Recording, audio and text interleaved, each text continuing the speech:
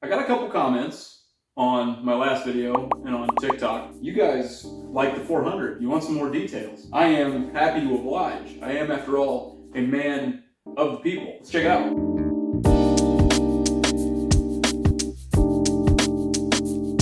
I'll be sure to link everything in the description below so you can buy it yourself if you like it. If I gloss over something, it's probably because it's stock. There's actually not a lot of mods on this thing. I also feel like I should mention that the suspension, the wheels and tires, the exhaust, the Nerf bars were all on it when I bought it. Everything that I've done has been on the cheap, dude. Everybody gets most excited about motor mods, so we'll start with those. It doesn't have any.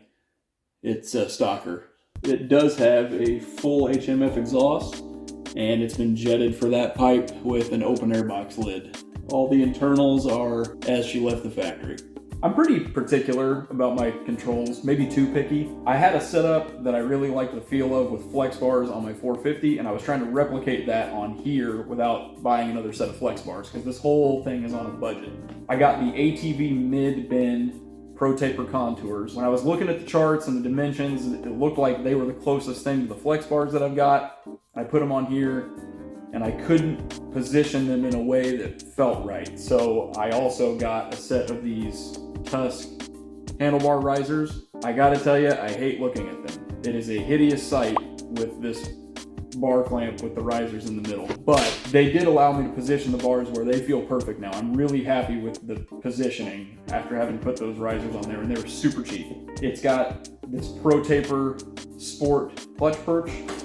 It's adjustable. I like the profile of the lever. It doesn't feel that different from stock. I actually don't think that the stock levers on most things feel bad. I was just kind of looking for something inexpensive and adjustable that felt like the stock lever. Pro Design tether kill switch. If you're not familiar with tethers, you clip this to yourself. If you fall off, it pulls this cord out and cuts the engine. That way, if you fall off the back of it and it's in gear and the throttle's stuck or something, it doesn't go flying into a river or a crowd of people or off a cliff, any number of bad places you don't want it to run away. If you've got a recluse and you run a tether like this, the engine's still going to turn off, but do keep in mind that with a recluse your stuff will still roll. This has got the OEM clutch, so not a problem there. This is just a little starter button that I picked up off Amazon for, I think, $8 or so. This doesn't have headlights anymore. I didn't have any use for the big chunky switch cluster over here. I just wanted to kind of clean up this end of the bar. Electricity, as far as I'm concerned, is witchcraft. I had to employ my dad, who is a lot more familiar with wiring than I am, to help me wire in this kill switch and this starter button. I like little touches like that. It makes it look like a factory team did it. I do run the TRX 90 throttle lever. Pretty much every Honda throttle is the same as far as I know, but the TRX 90s came with a lever that was a little longer and shaped a little differently. It's designed for smaller hands. It gives you a little more leverage, and I've started putting it on everything that I ride because I love the feel of that lever. ODI lock-on grips. I don't think I'm ever going to come off of these. Lock-on grips are the way to go. I love the compound of the ODIs. These are actually a little worn and they still feel really good. They're easy to swap on and off. You don't have to cut anything or glue anything. You pay a little more for them than a traditional grip, but they're well worth the expense. G2 hand guards with the full aluminum bark busters. For racing, I really prefer a full wrap handguard. A lot of time talking about controls, but this is where you spend all your time on this thing, right? This is your main point of contact with the machine. It's how you ride the thing. So I like for all this to feel just right. Also, to finish up the cockpit, I've got this Enjoy Manufacturing ribbed gripper seat cover. It is grippy. It's very, very tacky. I am horrible at installing seat covers, but it works really well and it's durable. I'm happy with it. Up at the front, we've got a HMF XC bumper. This is just a plastic Maier number plate that I cut to size. Ooh, that's embarrassing. Got these custom number plates from Decal Works done. It's just trimmed to fit in this space right here. It just pops in. We've also got TRX 450R front shocks. They're adjustable, they're rebuildable. Two things that the stock 400 shocks are not. If you have a 400EX with the stock front suspension, definitely try to find a pair of 450 takeoffs to swap them out. Also try to find a pair of brake calipers from a YFZ 450. They're dual piston, stock 400 calipers are single piston. These literally bolt right in place of the stock ones. They are the easiest part swap I've ever done on anything. I can't recommend these enough. They're great. We got Maxxis Razor 2s on Hypertech bead locks all the way around. Motorsport Products Nerf bars.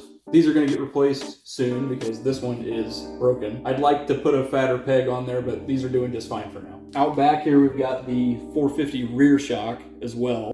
Steel skid plate, that's going to go. Another Maier plastic number plate, cut exact same as the front. I thought the shape of it was nice to hang from the grab bar too.